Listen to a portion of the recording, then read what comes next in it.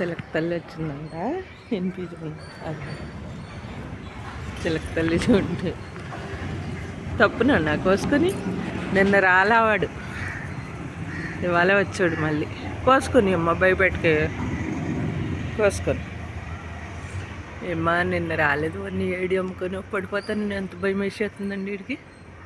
కోసుకోబోయే పిచ్చి తల్లి అదిగోండి పాప అందుతులేదండి. పిచ్చి తల్లికి అదే వచ్చింది.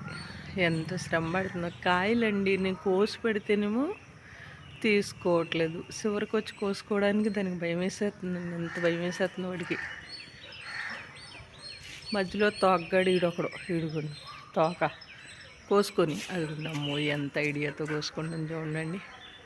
లాక్కుని నా బుజ్జితల్లో పాప అమ్మయ్య అమ్మయ్య కోసుకోవే తల్లి.